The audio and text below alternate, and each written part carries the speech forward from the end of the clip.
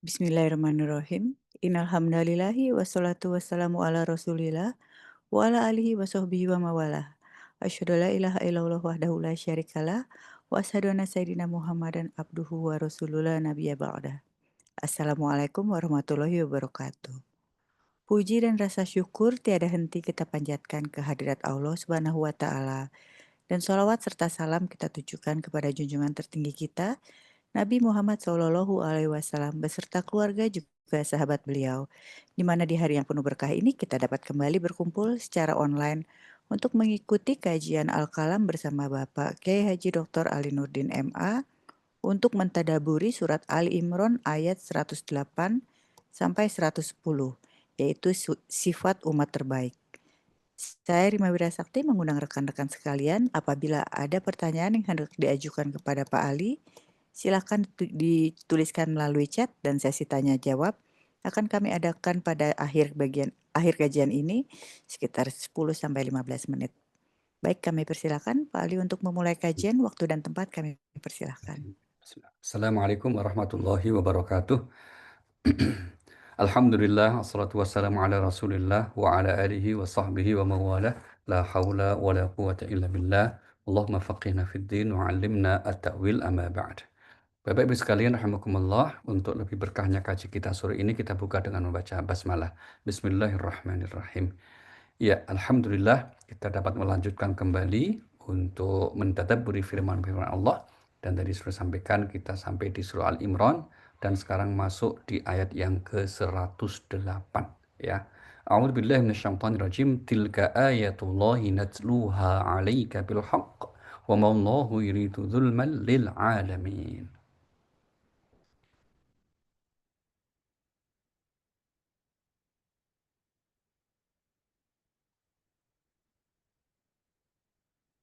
Ya, belum di-mute ya. Ya, sudah Pak. A'udzubillahi minasyaitonirrajim. Itulah ayat-ayat Allah yang kami bacakan kepada kamu dengan benar, dan Allah tidaklah berkehendak menzalimi siapapun di seluruh alam. Iya, itulah ayat-ayat Allah ya. Ini menunjukkan tentang eh, kesimpulan dari penjelasan-penjelasan sebelumnya dengan menyatakan itulah ayat-ayat Allah yang kami bacakan kepadamu. Nah, hal ini menggambarkan bahwa penjelasan-penjelasan di ayat sebelumnya itu sepenuhnya adalah firman dari Allah Subhanahu wa taala. Datang dari sisi Allah Subhanahu wa taala. Sehingga tidak ada keraguan sedikit pun. Atau kesimpulan akhirnya adalah bahwa keseluruhan firman Al-Quran adalah firman Allah. Keseluruhan ayat-ayat Al-Quran dari Al-Fatihah sampai An-Nas, ya, dari surah pertama sampai surah 114, keseluruhannya itu adalah benar berasal dari sisi Allah Subhanahu wa taala. Maka Al-Quran di ayat yang lain berulang-ulang menegaskan bahwa ini Alkitab alias Al-Quran dari sisi Allah tidak ada keraguan sedikit pun. Ya, misalnya yang paling sering kita baca di surah Al-Baqarah, surah yang kedua. Pada ayat yang kedua Allah berfirman, "Dzalikal kitabu la raiba fi hudal lil muttaqin." A'udzubillahi minasyaitonirrajim. Kitab Al-Quran tidak ada keraguan di dalamnya. Ia merupakan petunjuk bagi orang-orang yang bertakwa. Iya, tidak ada kelakuan di dalamnya. Maka sebagai seorang muslim kita wajib meyakini, wajib mengimani Bapak Ibu bahwa seluruh ayat Al-Quran dari sisi Allah adalah firman Allah. Tidak ada keraguan pada aspek kebenarannya. Ya, kita meyakini teks Al-Quran, Al-Fatihah, ya, Bismillahirrahmanirrahim dan seterusnya itu dari sisi Allah dan pasti benar. Tetapi kalau kemudian kita memahaminya dalam bentuk itulah tafsir, karena tafsir itu adalah kemampuan seseorang memahami firman-firman Allah ini tentu sesuai dengan kapasitas masing-masing, itu bisa berbeda dan itu bisa salah. Maka kita tidak boleh untuk menganggap absolut pandangan seseorang tentang pemahamannya. Tapi yang absolut dan mutlak benarnya itu adalah teks ayat Al-Qur'annya itu. Di ayat yang lain Allah menggunakan ungkapan tidak ada keraguan dan tidak ada kebengkokan di dalamnya. Mari kita lihat misalnya di surah 18, surah Al-Kahfi, ayat yang pertama juga, Allah berfirman, Alhamdulillahilladzi anzala ala abdihil kitab wa lam yaj'al lahu iwaja. Segala puji bagi Allah yang telah menurunkan kitab suci Al-Quran kepada hambanya dan tidak membuat padanya sedikit pun kebengkokan. Iya, Allah tidak membuat padanya sedikit pun kebengkokan. Ya, maka kemudian di sini misalnya diterjemahkan makna kebengkokan itu apa? Dalam Al-Quran tidak ada makna yang saling berlawanan dan tidak ada yang penyimpangan dari kebenaran dan seterusnya. Nah, kemudian bahkan kalau kemudian ada yang mencoba untuk membandingkan misalnya kebenaran Al-Quran dengan kebenaran pandangan manusia atau pandangan yang lain, maka Allah kemudian menggunakan redaksi bahwa Al-Quran itu isi kandungannya petunjuk-petunjuknya sesuatu yang paling lurus.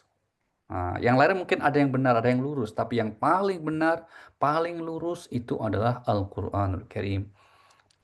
Kita lihat surah yang ke-17, surah Al-Isra pada ayat yang ke-9, Allah berfirman, Inna hadzal Qur'an yahdi lillati hiya aqwam wa yubashshirul mu'minina alladhina ya'maluna as-salihati anna lahum ajran kabira. Sungguh Al-Quran ini memberi petunjuk ke jalan yang paling lurus dan memberi kabar gembira kepada orang mukmin yang Nah, mengerjakan kebajikan bahwa mereka akan mendapat pahala yang besar. iya, mungkin ada ajaran, ada pandangan, ada agama lain yang juga memberikan panduan hidup, memberikan petunjuk hidup, apakah melalui tokohnya atau yang disebut kitab sucinya. Kita tidak menolak, kita tidak mengingkarinya, ya, karena setiap orang juga punya keyakinan masing-masing. Tapi yang disebut petunjuk ke jalan yang paling lurus adalah Al-Quranul Karim. Nah, maka di ayat ini Allah berfirman, sungguh Al-Quran ini memberi petunjuk ke jalan yang paling lurus. Nah, itu ya. Di ayat yang lain, untuk menggambarkan bahwa Al-Quran Al-Karim adanya benar adanya, mutlak bahkan absolut, itu disebut dengan ungkapan bahwa sempurna. Ya, wa tammat kalimatu rabbika sidqa wa adla. Benar dan adil. Sempurna, benar lagi adil. Kita lihat surah yang ke-6, surah Al-An'am, pada ayat yang ke-115, Allah berfirman, وَتَمَّتْ كَلِمَةُ رَبِّكَ صِدْقًا وَعَدْلًا لَا مُبَدِّلَ لِكَلِمَاتِهِ وَهُوَ السَّمِيعُ الْعَلِيمُ. A'udzubillahiminasyaitonirrajim. Telah sempurna kalimat Tuhanmu, Al-Quran dengan mengandung kebenaran dan keadilan. Tidak ada seorang pun yang dapat mengubah kalimat-kalimatnya. Dia maha mendengar lagi maha mengetahui. Iya, ini ya penegasan telah sempurna kalimat Tuhanmu, yaitu Al-Quranul Karim. Sehingga karena kesempurnaan itulah maka di sisi Allah Subhanahu wa Ta'ala dari apa namanya kebenarannya mutlak dari sisi Allah Subhanahu wa Ta'ala, sehingga tidak ada keraguan bagi kita dan seterusnya. Kemudian yang kedua, eh, Al-Quran yang dari sisi Allah Subhanahu wa Ta'ala itu tentu saja ini menjadi sesuatu yang akan terus terjaga karena dari sisi Allah, ya. Maka jaminan Allah Subhanahu wa Ta'ala, mari kita lihat misalnya surah 15 ayat 9, Inna nahnu nazzalna dzikra wa inna lahu lahafizun. A'udzubillahiminasyaitonirrajim. Sesungguhnya kamilah yang menurunkan Al-Quran dan pasti kami pula yang memeliharanya.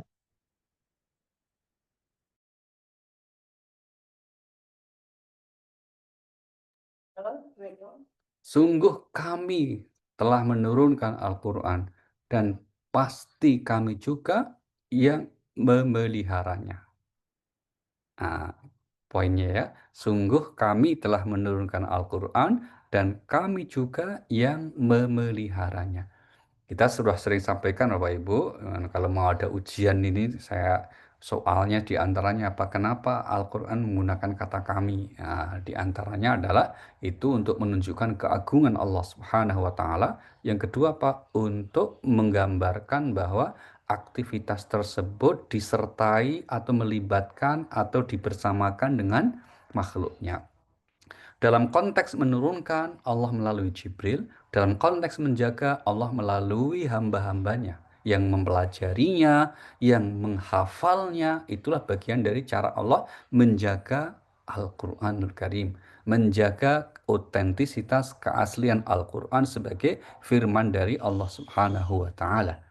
Ya, maka itulah kenapa orang-orang yang mempelajari Al-Quran, belajar Al-Quran seperti kita semua ini Bapak Ibu, itu oleh hadis Rasulullah Sallallahu Alaihi Wasallam disebutnya sebagai ahlullah. Hum ahlullah, mereka adalah keluarganya Allah.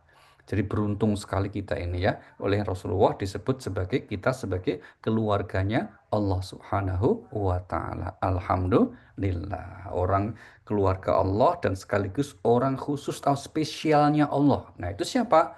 Hum ahlul Quran. Mereka orang-orang yang selalu berkhidmah kepada Al-Quranul Karim. Oke. Kemudian ayat berikutnya Allah Subhanahu wa taala di ayat yang ke-108 ini menyatakan bahwa wa mallahu yuridu zulman lil alamin, bahwa Allah tidak akan pernah berbuat zalim, ya tidak akan mendolimi siapapun di seluruh alam ini. Nah, ini satu bentuk ungkapan yang sering digunakan oleh Al-Quran untuk menggambarkan bahwa keseluruhan ketetapan Allah, termasuk syariat Allah yang di Al-Quran yang kemudian juga dijelaskan dirinci melalui nabinya dalam hadis Rasulullah Sallallahu Alaihi Wasallam, itu keseluruhannya bersikap adil.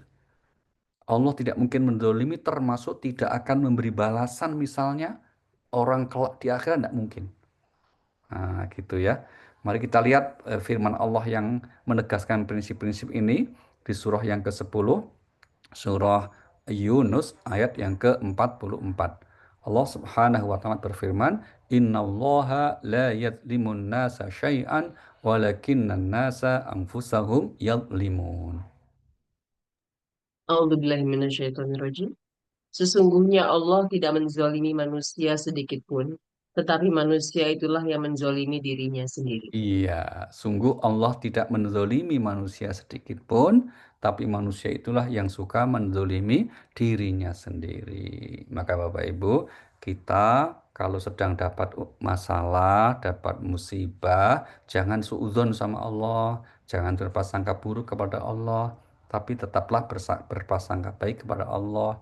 Dengan bersikap apa? Kita meyakini segala ketetapan Allah, ciptaan Allah itu baik. Ya, karena Allah tidak mungkin menetapkan sesuatu, menciptakan sesuatu yang itu tidak baik atau buruk, jelek, gak ada, semuanya baik. Mari kita lihat surah 32, surah As-Sajdah ayat yang ke-7 misalnya. Surah 32 As-Sajdah ayat 7 Allah berfirman, "Alladzi ahsana kulla syai'in khalaqah wa bada'a khalqal insan min tin." A'udzubillahiminasyaitonirrajim. Yang memperindah segala sesuatu yang Dia ciptakan dan yang memulai penciptaan manusia dari tanah. Iya, yang memperindah, yang menjadikan segala ciptaannya itu indah atau baik. Itu poin kita di awal yang bagian ayat nih Bapak Ibu ya. Yang menjadikan segala ciptaannya itu adalah baik. Yang tidak baik itu cara manusia menyikapinya. Nah, saya ulangi ya. Ini prinsip dasar saya kira harus kita yakini betul ya, supaya hidup kita itu selalu dalam keadaan nyaman, dalam keadaan bahagia. Salah satunya apa tahu? Kita meyakini segala ketetapannya itu baik. Segala keputusannya itu baik. Yang tidak baik ada cara manusia menyikapinya. Nah, prinsip ini yang kemudian juga ditegaskan di Al-Quran, di ayat yang lain, surah 4, surah An-Nisa, ayatnya yang ke-79. Allah berfirman, "Ma asabaka min hasanatin faminallah, wa ma asabaka min sayyi'atin famin nafsik. Wa arsalna kalinnasi rasula wa kafa billahi syahida." Kebajikan apapun yang kamu peroleh adalah dari sisi Allah, dan keburukan apapun yang menimpamu itu dari kesalahan dirimu sendiri. Kami mengutusmu Muhammad menjadi rasul kepada seluruh manusia, dan cukuplah Allah yang menjadi saksi. Iya, poin kita di awal ayat, kebajikan apapun dari sisi Allah, sedangkan keburukan itu dari sisi manusia itu sendiri. Nah, gitu ya. Maka prinsip ayat ini sekali lagi mendorong sekaligus mengajarkan kepada kita agar selalu berhusnudzon, selalu berprasangka baik kepada Allah Subhanahu wa taala. Baik, mari kita lanjut surah yang ketiga ayat 109. Ya, surah yang ketiga, surah Ali Imran ayat yang ke-109. Allah Subhanahu wa taala berfirman, A'udzubillahi minasyaitonirrajim, "Walillahi ma fis samawati wa ma fil ard, wa ilallahi turja'ul umur."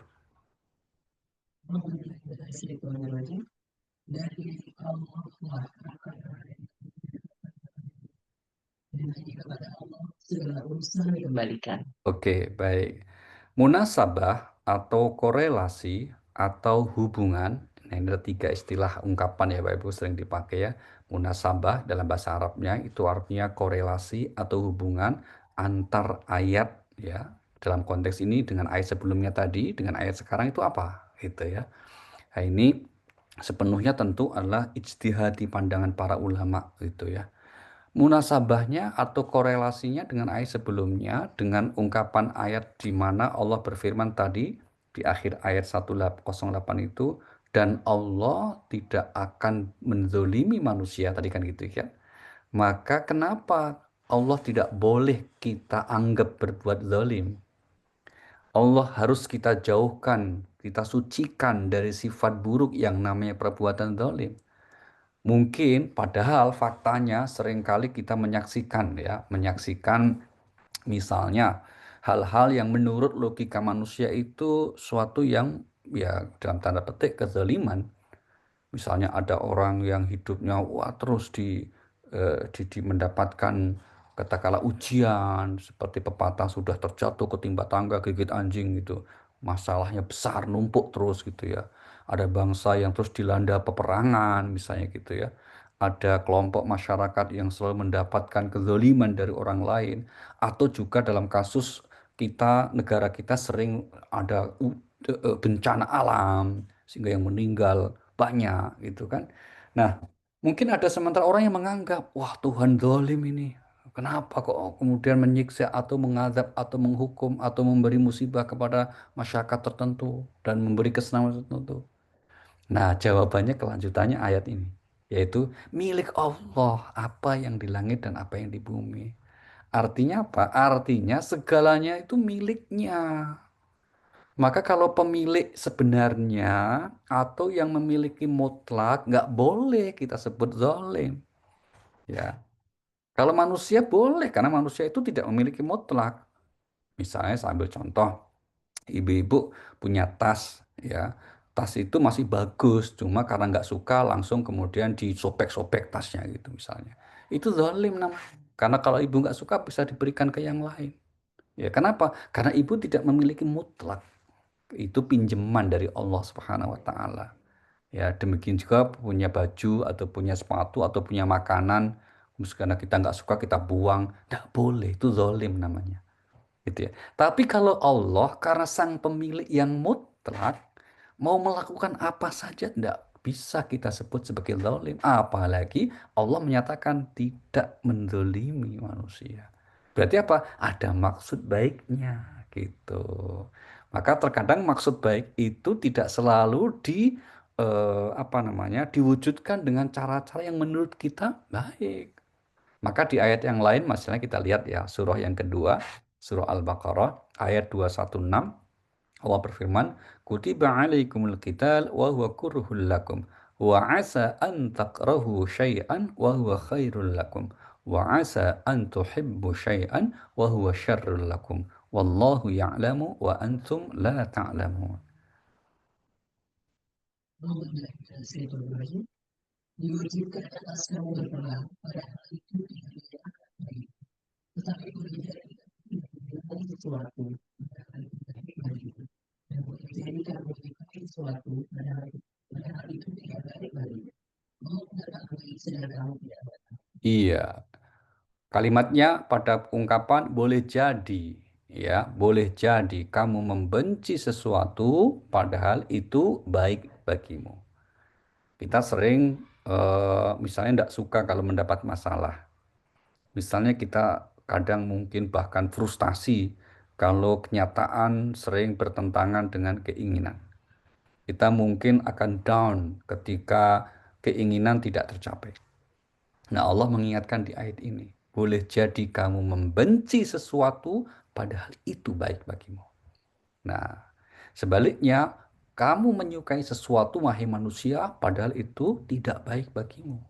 Nah, maka inilah ayat mengajarkan agar kita selalu berprasangka baik kepada Allah dengan meyakini karena hakikatnya semuanya adalah miliknya. Semuanya adalah milik Allah Subhanahu wa taala. Itu yang dimaksud walillahi ma fis samawati wa ma fil ard. Tidak ada satupun yang maujud, yang ada, yang eksis di kehidupan ini, baik di langit yang kita tidak tahu persisnya, maupun yang di bumi, ya kita belum tahu semuanya, pasti semuanya adalah milik Allah Subhanahu wa Ta'ala. Ya, itu poin utamanya seperti itu. Sehingga kemudian kenapa kita harus selalu husnudzon berprasangka baik kepada Allah Subhanahu wa Ta'ala, termasuk diri kita. Ruh atau nyawa atau jiwa manusia, ya miliknya, bukan milik kita. Maka kalau ada orang yang wafat, Allah mengajarkan agar kita mengucapkan kalimat istirja, kalimat yang menggambarkan bahwa kita semua dari Allah dan semua kembali kepada Allah. Mari kita lihat surah yang kedua, Al-Baqarah ayat 156. Allah Subhanahu wa taala berfirman, "Alladzina idza asabathum musibah qalu inna lillahi wa inna ilaihi raji'un." Yaitu orang-orang yang memiliki musibah. Sesungguhnya kami milik Allah dan kepadanya lah kami kembali. Iya, orang yang apabila mendapatkan musibah, maka dia mengatakan semuanya kita adalah milik Allah dan nanti kita semua akan kembali kepada Allah Subhanahu wa taala. Bukti bahwa ruh manusia, jiwa atau kadang disebut dengan nafas, ya, itu milik Allah dan semuanya ada dalam genggaman kuasa Allah. Buktinya apa? Buktinya jangankan sampai ketika kita meninggal, kita masih tidur saja ini di dunia masih hidup dan diberikan anugerah namanya tidur, itu pun kita nggak bisa sepenuhnya mengendalikan diri kita. Ya, maka orang itu kalau tidur itu ruh kita dalam kuasa Allah, genggaman Allah Subhanahu wa taala. Mari kita lihat firman Allah, ya, misalnya di surah yang ke-39, surah Az-Zumar pada ayat yang ke-42. Allah berfirman, Allahu yatawaffal anfusa hina mautiha wallati lam tamut fi manamiha fayumsikul lati qadha 'alaiha al-mauta wa yursil ukhra ila ajalin musamma inna fi dzalika la ayatin liqaumi yatafakkarun.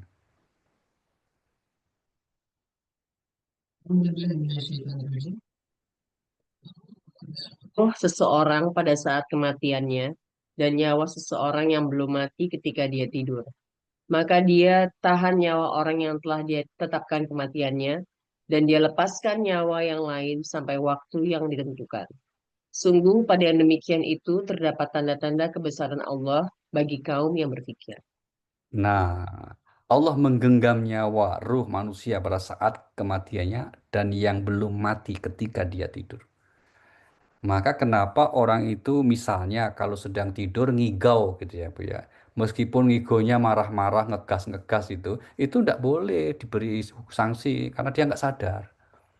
Ya misalnya istri lagi tidur ngorok, pas ngorok ngigo, marahin suaminya gitu. Itu nggak boleh dinilai buruk gitu loh, nggak boleh dianggap dosa karena dia nggak sadar gitu ya. Wong nggak tidur aja nggak dosa kok apalagi tidur gitu ya, nggak apa-apa kira-kira gitu. Kalau istri marahin suami itu memang ya tugasnya gitu lah, nggak apa-apa, aman lah, kira-kira gitu ya. Nah, ini apa? Menunjukkan bahwa semuanya di dalam kuasa Allah Subhanahu wa Ta'ala. Maka cara Allah untuk menyadarkan manusia, kalau manusia itu sering melampaui batas dengan menganggap dia bisa hidup sendiri, dengan menganggap dia itu bisa mengendalikan dirinya sendiri. Maka cara Allah mengingatkannya bagaimana? Cara Allah adalah coba nanti kalau kamu mau mati, kamu tahan ruhmu itu. Kira-kira begitu ya.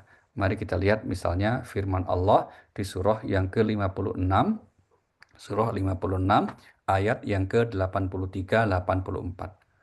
Surah 56 ayat 83-84 Allah berfirman, "Falaula idza balaghatil hulqum wa antum hina idzin tanzurun." A'udzubillahi minasyaitonirrajim. Maka kalau begitu, mengapa tidak mencegah ketika nyawa telah sampai di kerongkongan dan kamu ketika itu melihat? Nah, maka ketika itu wahai manusia yang somse, gitu ya, wahai manusia yang sombong, sekiranya kamu mampu coba ketika ruh keluar dari tenggorokan atau kerongkongan mau meninggal, kamu cegah, kamu tahan supaya nggak jadi mati. Pertanyaannya, adakah orang yang mampu melakukan itu? Jawabannya tidak ada. Fakta sejarah telah membuktikan orang sekuat apapun mati. Dari yang disebut di Al-Quran Fir'aun, Raja Namrud. Di zaman Rasulullah ada Abu Lahab. Di era modern banyak seperti Hitler dan seterusnya. Semuanya mati. Raja yang hebat kekuatannya, misalnya bisa menguasai dari barat sampai timur seluruh dunia, mati juga. Maka namanya manusia tetaplah semuanya ciptaan dan dalam kuasa Allah Subhanahu wa Ta'ala. Nah, itulah mengapa Allah menyatakan semuanya miliknya, gitu ya. Nah, pernyataan bahwa semua akan kembali kepadanya, semua di sini khususnya makhluk hidup, kembali kepada Allah untuk apa? Untuk diaudit, untuk dimintai pertanggungjawaban, sekaligus untuk diberitahu tentang balasan apa yang akan diterima seseorang disebabkan perbuatan yang telah dilakukannya di dunia.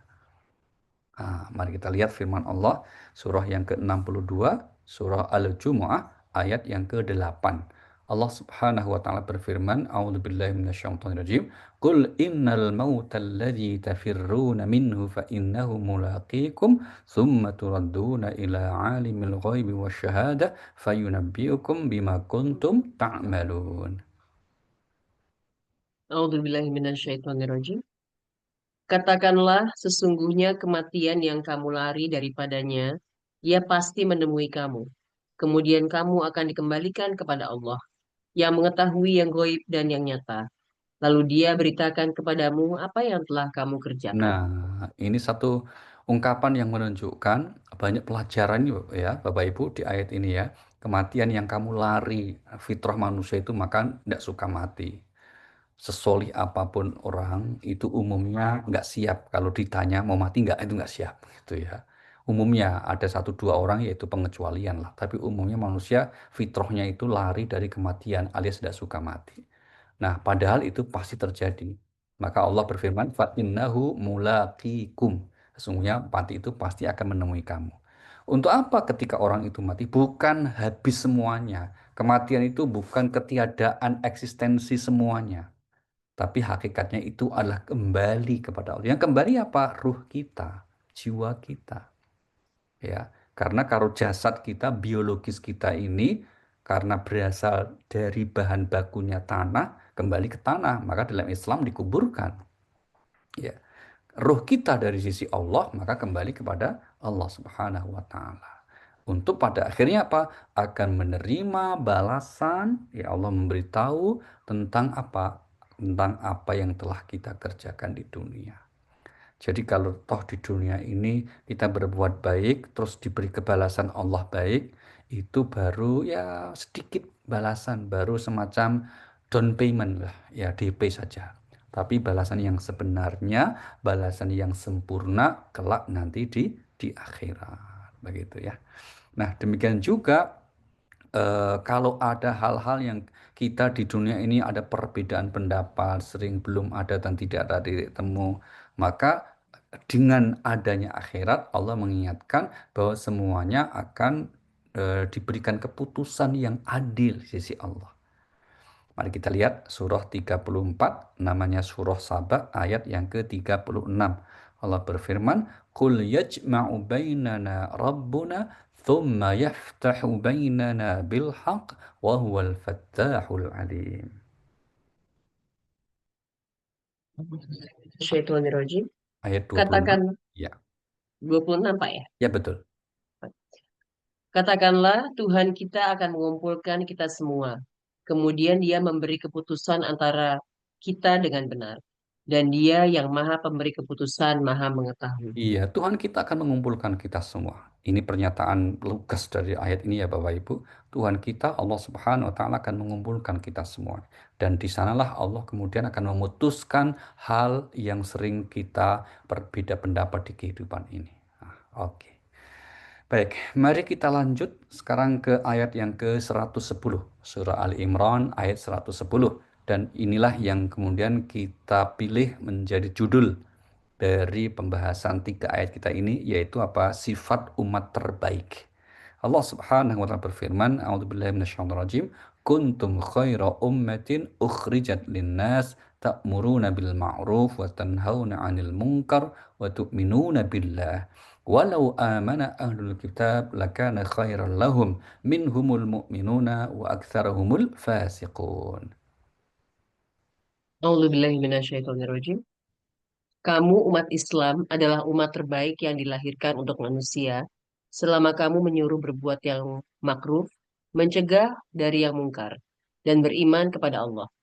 Seandainya ahlul kitab beriman, tentulah itu lebih baik bagi mereka. Di antara mereka ada yang beriman dan kebanyakan mereka adalah orang-orang fasik. Iya. Inilah salah satu bentuk penegasan sekaligus pengakuan dari Allah untuk umat Islam, umat Nabi Muhammad Sallallahu Alaihi Wasallam yang disebut sebagai umat terbaik. Kamu umat Islam adalah umat terbaik, ya, umat yang terbaik. Syaratnya apa? Menjadi umat terbaik, syaratnya ada 3 di sini, Bu. Yang pertama, umat itu eh, meneguhkan, menegakkan prinsip amar ma'ruf, yaitu menyeruh kepada atau menyuruh kepada perbuatan yang ma'ruf. Kalau konteks sekarang ini wujudnya konkretnya apa? Semacam adanya norma aturan kehidupan yang ditegakkan dengan adil atau semacam law enforcement, ya, itu amar ma'ruf namanya. Maka di ayat Al-Qur'an, di ayat yang lain ya, kita sudah lewati beberapa pertemuan yang lalu ya, umat yang baik itu hendaklah ada yang kemudian menyeru kepada kebaikan dan memerintahkan, menyuruh kepada yang ma'ruf. Ini di surah yang ketiga Ali Imran ayat 104. Ayat sebelumnya Allah berfirman, "Wal takum minkum ummatu yad'una ilal khair wa ya'muruna bil ma'ruf wa yanhauna 'anil munkar wa ulaika humul muflihun." A'udzubillahi minasyaitonirrajim. Dan hendaklah di antara kamu ada segolongan orang yang menyeru kepada kebajikan, menyuruh berbuat yang ma'ruf, dan mencegah dari yang mungkar. Dan mereka itulah orang-orang yang beruntung. Nah, ini prinsipnya ya. Hendaklah ada, harus ada segolongan orang yang tugasnya seperti itu. Menyuruh atau memerintahkan kepada yang ma'ruf. Kenapa ma'ruf ini harus diperintahkan? Karena ma'ruf itu artinya kebaikan-kebaikan yang dikenal bersama-sama, yang universal. Itu disebut baik karena membawa kebaikan, kemaslahatan semuanya. Maka disebut ma'ruf. Ya, orang mengenal itu baik. Udah, contoh tertib itu baik. Maka kalau di jalan raya tertib, ya baik. Sehingga kalau ada orang yang melanggar harus ditilang. Karena berarti tidak tertib. Kalau tidak tertib nanti merugikan banyak orang. Meskipun yang melanggar itu orang mukmin, gitu, atau orang beragama atau orang solih, tetap harus tilang. Kenapa? Itu persoalannya adalah pelanggaran yang merugikan banyak orang. Nah, maka di antara sifat orang mukmin yang utama ini tegaknya prinsip amar ma'ruf nahi mungkar ini. Kita lihat surah yang ke-9, surah At-Taubah, ayat yang ke-71.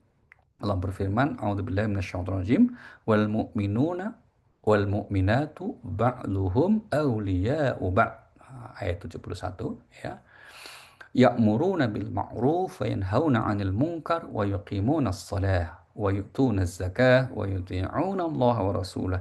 Ulaika sayarhamuhumullah innallaha azizun hakim.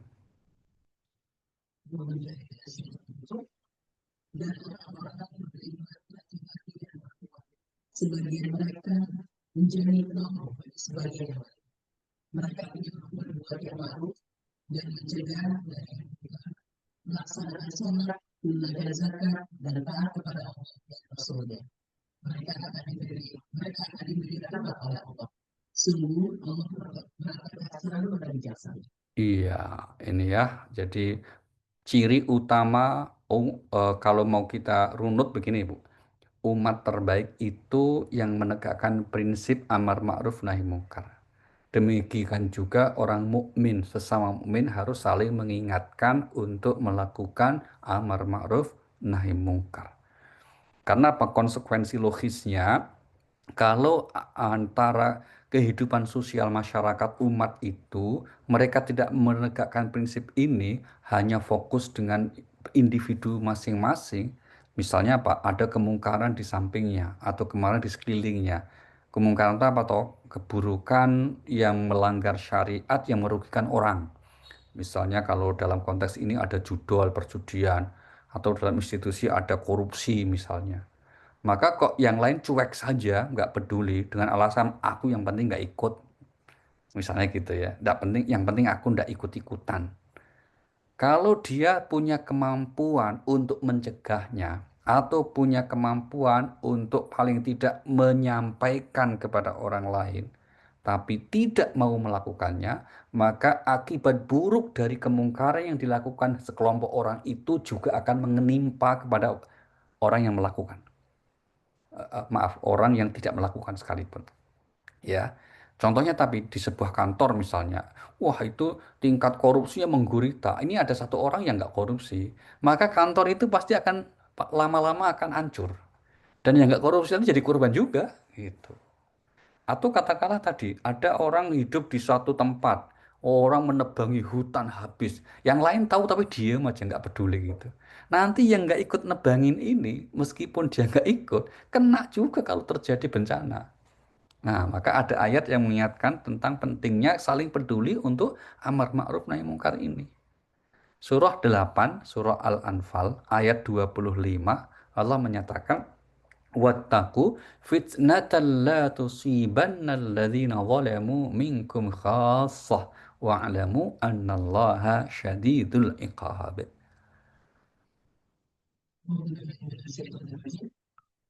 Dan peliharalah dirimu dari siksaan yang tidak hanya menimpa orang-orang yang zalim saja di antara kamu, tetapi bahwa Allah sangat keras siksanya.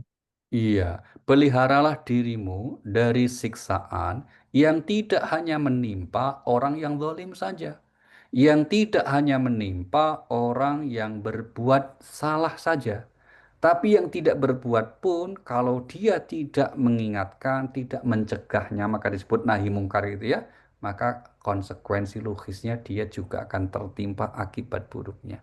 Maka Allah pesan jangan gitu. Nah, di Al-Quran dikasih contoh, misalnya apa? Sekelompok bangsa yang banyak disebut di Al-Quran itu kan Bani Israel. Bani Israel itu disebut oleh Al-Quran tidak semuanya pelaku kejahatan, ingat. Tapi di saat Allah menimpakan azab kepada mereka, kenapa sebagian besar mayoritas bahkan diazab? Jawaban Al-Quran apa?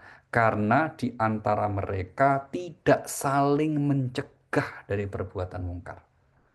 Mari kita lihat misalnya surah 5, surah Al-Maidah, ayat yang ke-78, 79, ya Allah berfirman di ayat ini, lu'inal ladzina kafaru min bani Israil ala lisan Dawud wa Isa bin Maryam.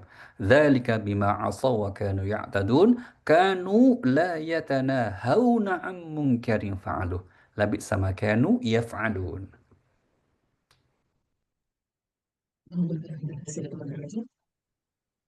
Orang-orang kafir dari Bani Israel telah dilaknat melalui lisan atau ucapan Daud dan Isa putra Maryam. Demikian itu karena mereka durhaka dan selalu melampaui batas. Mereka tidak saling mencegah perbuatan mungkar yang selalu mereka perbuat. Sungguh sangat buruk apa yang mereka perbuat. Iya, mereka tidak saling mencegah atas perbuatan buruk yang telah mereka lakukan. Nah, itu poin kata kuncinya, tidak saling mencegah atas perbuatan buruk yang mereka lakukan. Maka akhirnya binasalah kelompok tersebut atau pada akhirnya mendapatkan murka atau azab dari Allah Subhanahu wa taala. Syarat yang ketiga, umat disebut terbaik kalau apa? Beriman. Nah, tentu saja dari sini kita menjadi bersyukur ya. Kenapa urutan ayat ini menyebut amar ma'ruf nahi mungkar baru iman? Kenapa? Karena konsekuensi keimanan ini hasil akhirnya baru akan terlihat kelak nanti di akhirat. Maka terkadang kenapa di dunia ini bangsa-bangsa yang tidak beriman kok seringkali nampak diberi kemajuan? Ya, jawabannya karena mereka yang menegakkan prinsip amar ma'ruf nahi mungkar. Meskipun tidak beriman, maka Allah berikan kebaikan di dunia ini. Ya, tapi kalau ingin mendapatkan kebaikan juga di akhirat, maka harus ditambahkan bangsa tersebut, umat tersebut harus mengokohkan imannya. Dan inilah yang dimaksud oleh Allah di surah 24, surah An-Nur ayat yang ke-55. Di mana Allah berfirman, "Wa'adallahu alladhina amanu wa 'amilus shalihat la yastakhlifannahum fil ard kama istakhlafa alladhina min qablihim." وَلَيُمَكِّنَنَّ لَهُمْ دِينَهُمُ الَّذِي ارْتَضَىٰ لَهُمْ وَلَيُبَدِّلَنَّهُم مِّن بَعْدِ خَوْفِهِمْ أَمْنًا.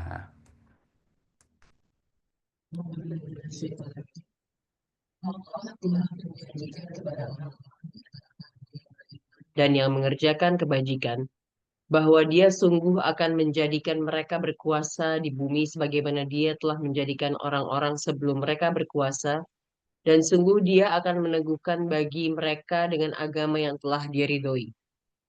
Dan dia benar-benar mengubah keadaan mereka setelah berada dalam ketakutan menjadi aman sentosa. Mereka tetap menyembahku dengan tidak mempersekutukan aku dengan sesuatu pun. Tetapi barang siapa tetap kafir setelah janji itu, maka mereka itulah orang-orang yang fasik. Iya, Allah telah berjanji kepada orang-orang yang beriman di antara kamu dan yang mengerjakan kebajikan. Dia sungguh akan menjadikan mereka berkuasa di bumi. Ya, berkuasa di bumi sebagaimana telah dijadikan orang-orang sebelumnya. Kata kuncinya apa? Mengerjakan kebajikan. Ya, orang-orang yang beriman yang mengerjakan kebajikan. Jadi kalau beriman saja namun perilakunya tidak beramal soleh, ya tidak akan dijanjikan kuasa. Atau sebaliknya, orang yang perbuatannya baik tapi tidak dilandasi karena keimanan, ya hanya Allah akan berikan kebaikan di dunia saja. Nah, inilah pentingnya untuk menjadi umat terbaik yang mencapai bahagia dunia dan juga bahagia kelak nanti di akhirat. Insya Allah. Oke, silakan Mbak Rima untuk kita lanjutkan dengan diskusi kita. Terima kasih. Terima kasih Pak Ali. Untuk teman-teman yang ingin bertanya silahkan dituliskan melalui chat, insya Allah akan saya bacakan. Pak Ali, ini udah ada nih pertanyaan dari Pak Ismail Akbar. Ustadz, kita umat Islam telah ditetapkan sebagai umat terbaik. Alhamdulillah. Namun dewasa ini kita sering menemukan beragam-ragam aliran dalam merealisir agama ajaran Islam. Hal ini menyebabkan timbul kebingungan umat. Ikuti salah, tidak ikut juga salah. Mohon petunjuk atau arahan bagaimana agar kita berada tetap pada jalan yang benar dan dibenarkan Allah kelak. Gimana nih Pak Ali? Baik. Eh, Mari kita lihat petunjuknya ada di surah 5 Al-Maidah ayat 48. Ya, surah Al-Maidah ayat 48. Allah Subhanahu wa taala berfirman di ayat ini agak panjang nih Pak ya. Maka Allah paling tidak kita akan mulai dari firman ini, walau sya'allahu laja'alakum ummatan wahidah walakin liyabluwakum fima atakum fastabiqul khairat. Ya. A'udzubillahi minasyaitonirrajim. Dan kami telah menurunkan kitab Al-Quran kepadamu Muhammad dengan membawa kebenaran yang membenarkan kitab-kitab yang diturunkan sebelumnya dan menjaganya. Maka putuskanlah perkara mereka menurut apa yang diturunkan Allah, dan janganlah engkau mengikuti keinginan mereka dengan meninggalkan kebenaran yang telah datang kepadamu. Untuk setiap umat di antara kamu, kami berikan aturan dan jalan yang terang. Kalau Allah menghendaki, niscaya kamu dijadikannya satu umat saja. Tetapi Allah hendak menguji kamu terhadap karunia yang telah diberikannya kepadamu. Maka berlomba-lombalah berbuat kebajikan. Hanya kepada Allah kamu semua kembali, lalu diberitahukannya kepadamu terhadap apa yang dahulu kamu perselisihkan. Iya, kalimatnya pada dari sini ya. Sekiranya Allah ingin menjadikan, berkehendak menjadikan satu umat itu satu pemahaman saja, bisa. Kalau Allah mau bisa. Tapi sengaja Allah membuat kita berbeda dengan memahami agama ini dengan pikiran yang berbeda-beda, itu sebagai ujian. Nah, sebagai manusia sebagai ujian. Maka caranya bagaimana penyikapinya? Nah, kata kuncinya di sini, Pak, yaitu fastabikul khairat. Kata kuncinya. Maka fokuslah untuk berlomba berbuat baik. Tidak usah fokus dengan pendapat mana yang paling benar. Karena itu domainnya Allah nantinya. Itu, ya. Pokoknya sekarang yang kita memahami, kita ikuti pemahaman yang A misalnya. Udah fokus saja. Dengan kita amalkan sebaik-baiknya, nanti mana di antara yang berbeda-beda ini yang kemudian dianggap paling benar di sisi Allah, nanti kelak domainnya Allah di akhirat. Itulah mengapa ilallahi marji'ukum jami'an. Nanti kalian semua akan kembali kepada Allah dan Allah akan mengabarkan di antara pendapat masing yang berbeda itu mana yang benar, Allah yang menjadi pengabarnya. Supaya kita yakin gimana? Cara yakinnya adalah sepanjang pemahaman itu ada dalam koridor yang disepakati, ya koridor misalnya apa? Koridor disepakati itu kan ada kaidah-kaidahnya Pak ya. Kaidah-kaidah agama itu jelaskan prinsipnya apa? Prinsipnya bahwa kita ini Muslim, rukun Islamnya sama, rukun imannya sama, sholat juga ketentuannya sama menghadap ke kiblat. Bahwa ada variasi yang tidak prinsip berbeda, maka oke, itu disikapi, oke ada perbedaan itu. Nanti mana yang benar? Kalau kami berpendapat, kami meyakini semua yang berbeda tadi itu insya Allah dianggap benar oleh Allah Subhanahu wa Ta'ala.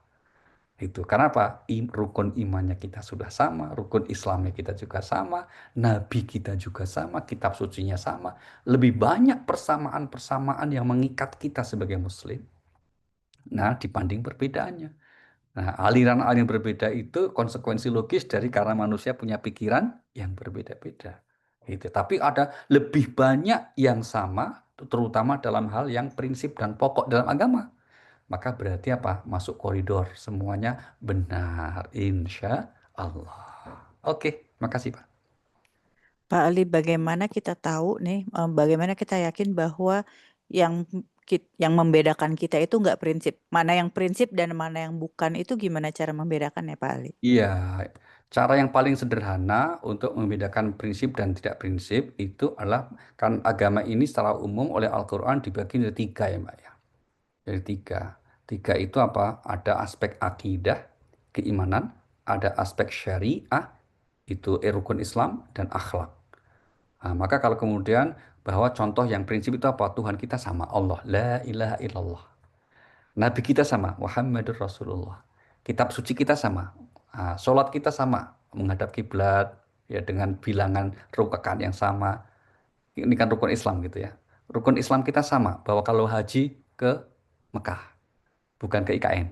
Misalnya kira-kira gitu ya. Itu berarti yang prinsip-prinsip itu, yang pokok-pokok gitu ya. Maka ini yang dimaksud adalah ini cara membedakan itu. Tapi kalau kemudian sudah turunannya, contoh turunannya itu misalnya apa? Kita eh, kalau dalam hal akidah misalnya, dalam keimanan. Dalam keimanan itu misalnya bicara masalah Asmaul Husna. Asmaul Husna itu jumlahnya berapa toh? Nggak prinsip itu.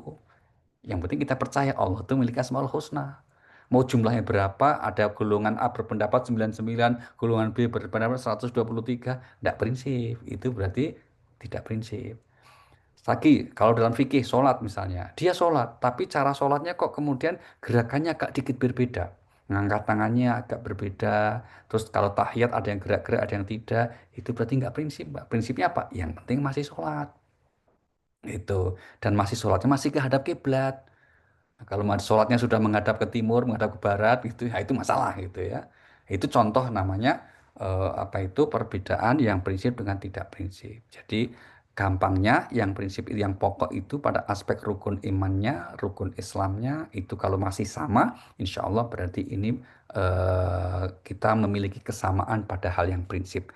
Pada turunannya yang tidak prinsip, ya contoh yang dekat lagi nih, kita sebentar lagi kan mau Natalan, ya kan? Atau kita ketemu tanggal 25 Desember. Itu kan ada yang kemudian berpendapat mengucapkan Natal haram. Ada lagi mengatakan mengucapkan Natal tidak haram. Nah, kira-kira begitu kan. Kita sepakat, ada sepakat bahwa kita sepakat kita lakum dinukum waliyadin. Kita sepakat bahwa masing-masing agama punya poinnya. Tapi persoalan kita sepakat misalnya kita nggak boleh beribadah ngikut mereka. Mereka pun nggak perlu beribadah dengan kita. Yang kita sepakati itu prinsipnya apa? Qul ya ayyuhal kafirun la a'budu ma ta'budun wa la antum a'buduna ma a'budu. Itu kan pada yang pokok itu, yang prinsip itu. Tapi bahwa kemudian masalah misalnya kalau kita punya usaha catering, ada yang pesen untuk Natalan, boleh nggak? Tuh, misalnya gitu. Kalau kita punya usaha kafe, ada yang merayakan Natal di kafe kita, boleh nggak? Misalnya gitu ya. Itu menjadi sesuatu yang berbeda pendapat ulama. Karena kondisinya berbeda. Berarti apa? Nggak prinsip. Yang prinsipnya adalah lakum dinukum wal yadin itu sepakat. Tapi dalam terjemahannya, dalam konkretnya, apakah sesuatu yang sering kita hadapi itu persoalan kita sependapat atau tidak? Nah, tentu kalau itu bukan prinsip, kita saling menghormati. Gitu, Mbak.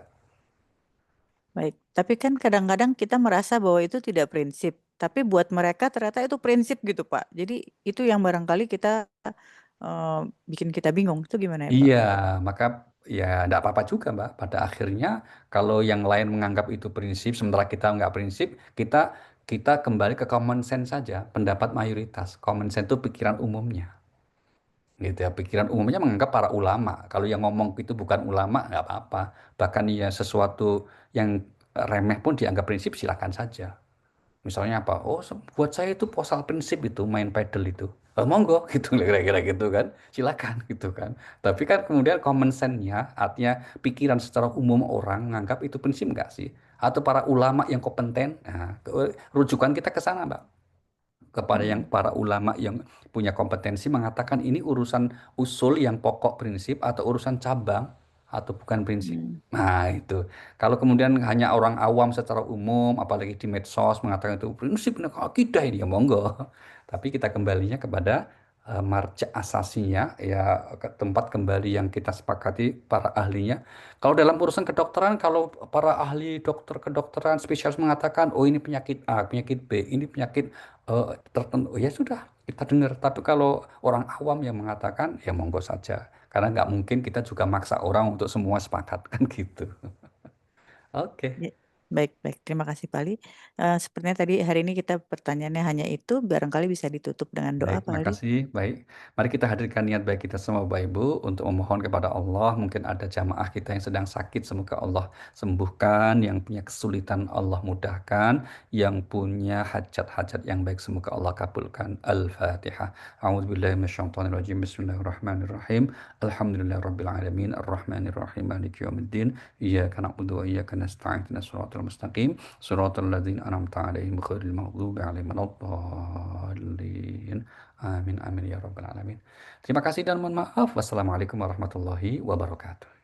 Waalaikumsalam warahmatullahi wabarakatuh.